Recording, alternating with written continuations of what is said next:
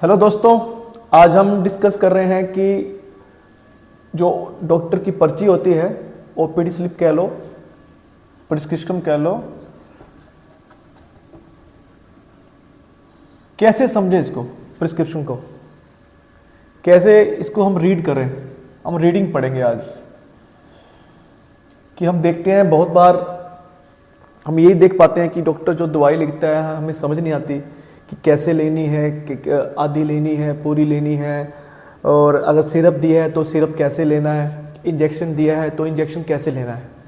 तो इसको समझने के लिए पहले हम एक छोटा सा एक मॉडल देख लेते हैं, फिर मैं एक एक चीज़ के बारे में आपको बताऊंगा। मैं एक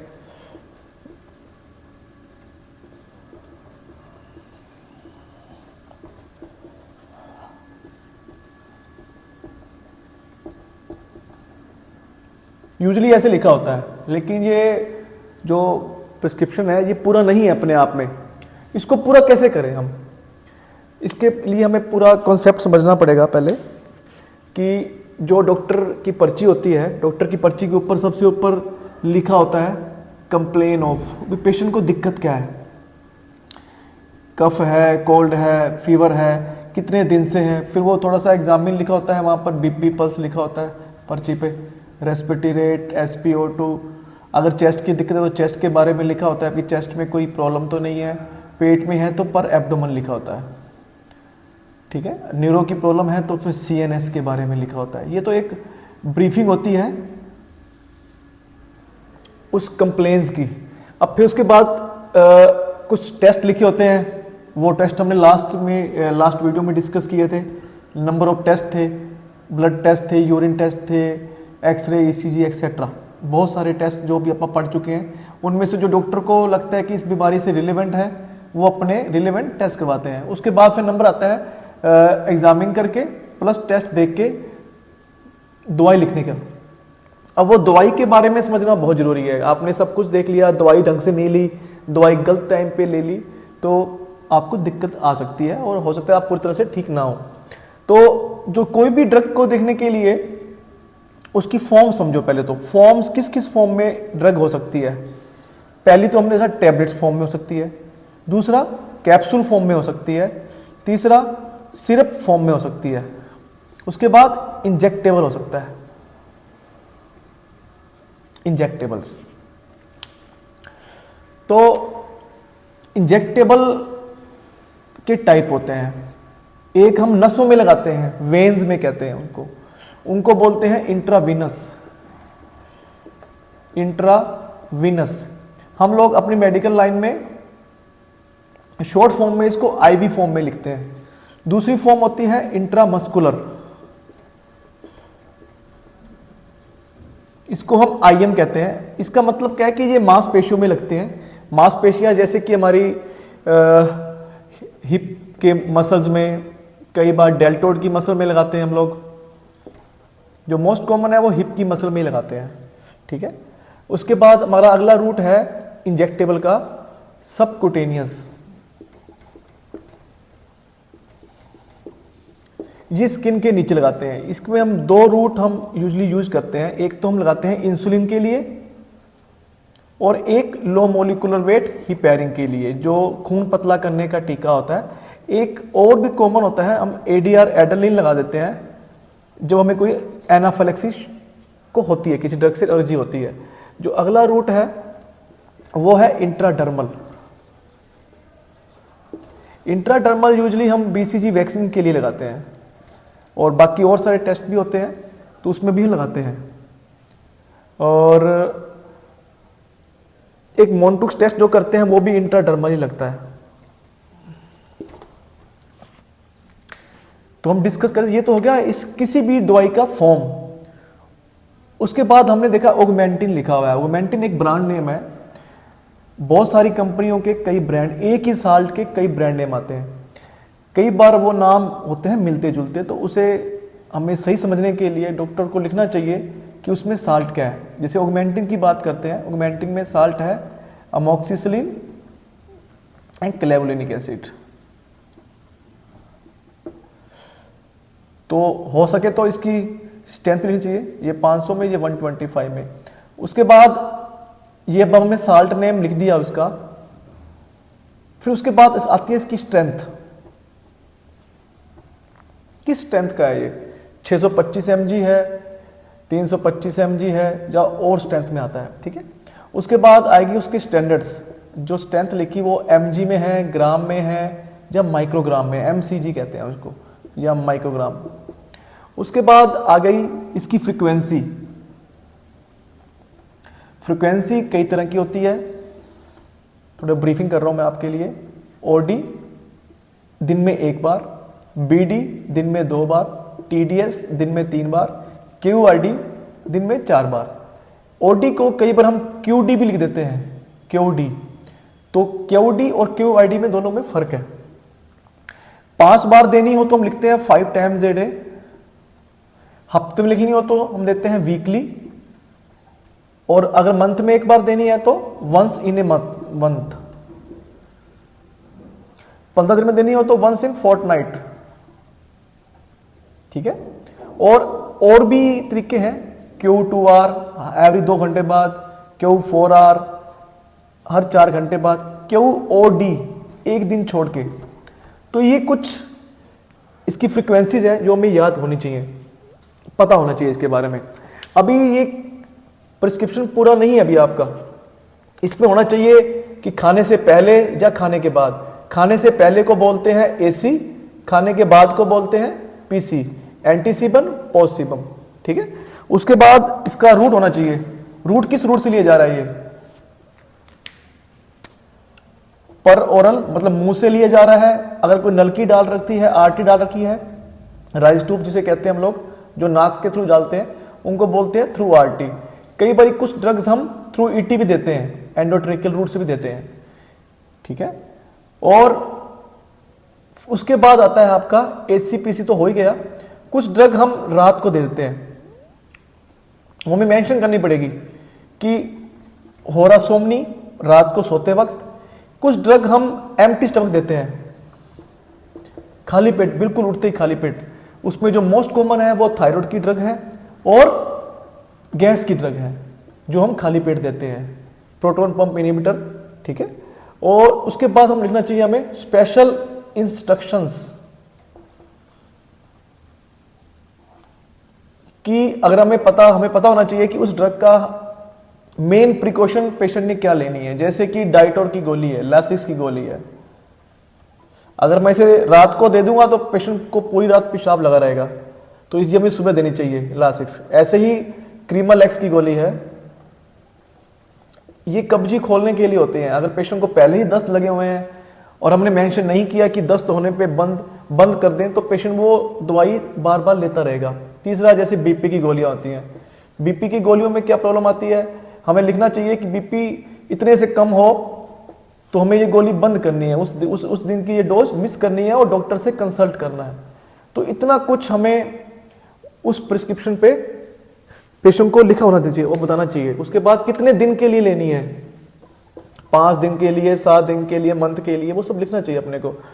अब ये तो थी हमारी जो टैबलेट फॉर्म में है या कैप्सूल फॉर्म में है। अगर कोई चीज सिरप फॉर्म में है, अब सिरप फॉर्म में बहुत प्रॉब्लम होती है। सिरप फॉर्म में प्रॉब्लम क्या होती है, कोई ड्रग 5 ml में 50 mg भी आती है, कोई ड्रग 5 ml में 100 mg भी आती है, कोई ड्रग 5 ml में 200 mg भी आती है। तो हमें मेंशन करना पड़ेगा कि पेशेंट ने कितने ml लेनी है, क्योंकि जो बच्चों की डोजेस हैं उसी में हम मोस्टली सिरप देते हैं, और वो डोजेस वेट के अकॉर्डिंग होती हैं। वो डॉक्टर ही डिसाइड करता है कि उसके वेट के अकॉर्डिंग कितनी मेडिसिन उसकी बनती है, तो वो लिख के देता है कि 7 ml, या ढक्कन के ऊपर निशान लगा के देता है कि 1.5 ढक्कन, ठीक है। वो सब बताता है आपको, ऊपर लिखा होता है कि 1 TSF 1 टीस्पूनफुल, जो चम्मच होता है वो बताएगा एक चम्मच देना है, सुबह शाम देना है, 3 बार देना है, विद वाटर लेना है, कितना पानी, 100 ml वाटर या दूध के साथ लेनी है, वो सब लिखा होता है इस पेपर। तो जो डॉक्टर है, बच्चों के डॉक्टर होते हैं, हमेशा प्रॉपर एक चीज लिख के देते हैं आपको कि कितने 1 TSF 2 TSF कितने ml, कितनी फ्रीक्वेंसी मैंने बताई दी आपको, 12 वाली BD OD TDS, और क्या लेनी कैसे है। ठीक है। अगला जो इसमें होता है कि जैसे कि कुछ कब्जी की मेडिसिन होती हैं, जैसे कि क्रीमाफिन है, ये विद मिल्क ली जाती हैं, लुकवार्म मिल्क, गुनगुने दूध के साथ ली जाती हैं। तो ये लिखना पड़ता है हमें कि 100 ग्राम दूध के साथ लें, रात को लें, अगर फिर अगर 2 बार देनी है तो डॉक्टर मेंशन करेगा कि 2 बार लें। अगर किसी को ऑलरेडी दस्त लगे हुए हैं तो वो उसको लिखेगा कि दस्त होने पे ना लें। ये तो था सिरप के बारे में। सिरप के लिए हमें लिखना पड़ेगा उसके सामने कि इसमें जो हम मेडिसिन लिख के दे रहे हैं वो 5 ml में या 3 ml में 2 ml में कितनी है, क्योंकि हर एक कई कंपनियों की अलग अलग स्ट्रेंथ आती है उसमें, एवरी 5 ml। अगला है इंजेक्टेबल। इंजेक्टेबल में जो मेन इंजेक्टेबल हम देते हैं घर के लिए, इंसुलिन को देते हैं। इंसुलिन 2 तरह का होता है, मेनली जो यूज करते हैं हम 2 तरह का होता है। वैसे तो इंसुलिन के बहुत से टाइप होते हैं, short acting, intermediate acting and long acting, लेकिन फिर भी जो हम यूजली जो 2 इंसुलिन यूज करते हैं वो है एक्टाप्रेड और रेगुलर बोल देते हैं इसको, रेगुलर। मिक्सटार्ड कई तरह का होता है, 30-70, 70-30, 50-50, ठीक है। और इसके बाद एक इंसुलिन और जो यूजली यूज करते हैं हम, बेसालोग और ग्लार्जिन, ये लॉन्ग एक्टिंग होता है। डेग्लूडेक, ये सब लॉन्ग एक्टिंग इंसुलिन है। तो ये डॉक्टर को लिखना पड़ेगा कि रेगुलर जो इंसुलिन है ये खाना खाने से पहले लगता है। रूट क्या है इसमें, सबकुटेनियस, स्किन में, पेट की स्किन में लगाना है। और जो एक्टाप्रेड इंसुलिन है वो खाने से पहले लगता है, 10 मिनट पहले खाना आपका तैयार होना चाहिए। और जो बेसालोग इंसुलिन है जो ओनली प्योर लॉन्ग एक्टिंग है, जो ग्लार्जिन इंसुलिन है जो लॉन्ग एक्टिंग है, ये खाने के बाद लगता है। तो ये पेशेंट को बताना पड़ेगा कि हाँ भाई इंसुलिन ये खाने के बाद लगाना है, ये खाने से पहले लगेगा एक्टाप्रेड वाला, और ये वाला खाने के बाद। जो मिक्सटार्ड है ये हम खाने से पहले लगाते हैं, क्योंकि इसमें रेगुलर वाला पार्ट भी है, तो इसलिए हम इसको खाने से पहले लगाते हैं, 10 मिनट पहले, ठीक है। तो और कोई इंजेक्शन हम लिख के दे रहे हैं, जिस तरह एंटीबायोटिक लिख के दे रहे हैं तो हम लिखेंगे इंजेक्शन मॉक्सक्लेव, इसमें 60 लिख के देंगे, कितनी स्ट्रेंथ है, 1.2 ग्राम, IV 12 आली, डिजोल्व इन 100 ml NS, कितने टाइम में देना है, ओवर 4 आवर। इतना हमें एक इंजेक्शन के बारे में लिखना पड़ेगा कि देना कैसे है, कितनी देर में देना है, बोलस देना है या इन्फ्यूजन देना है। तो कोई भी एक प्रिस्क्रिप्शन होगा। मुझे उम्मीद है कि हम इस वीडियो के थ्रू अब ये समझ जाएंगे कि जब भी हम किसी डॉक्टर की पर्ची पढ़ेंगे तो अब हम कंफ्यूज नहीं होंगे।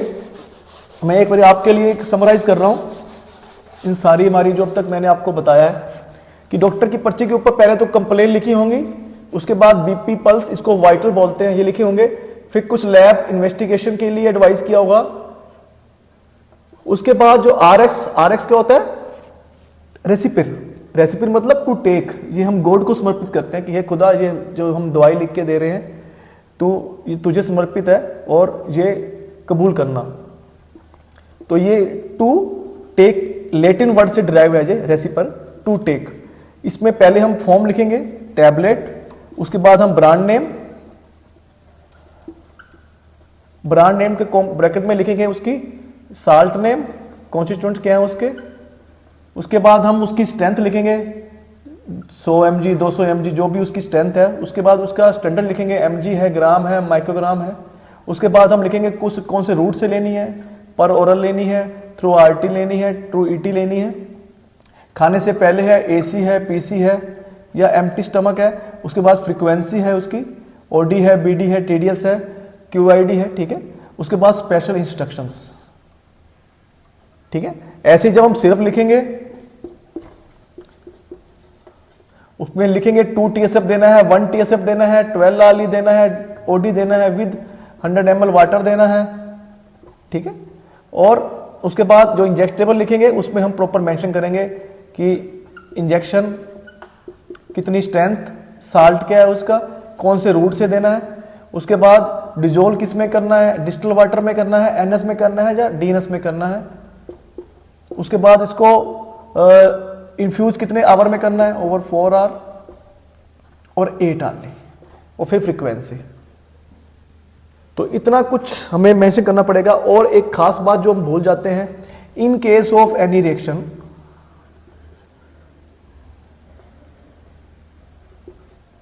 अभी कोई भी ड्रग आपको रिएक्शन भी कर सकती है, तो उसके लिए हमें टैबलेट एविल 25 mg और सिट्रीजिन जो आपके घर पे है, आप इसको लीजिए और डॉक्टर से कंसल्ट करिए।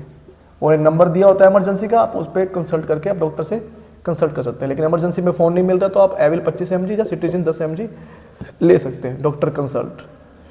तो उम्मीद है मेरे इस वीडियो से आपको अब आसानी रहेगी समझने में डॉक्टर्स के प्रिस्क्रिप्शन को ईजिली। Thank you.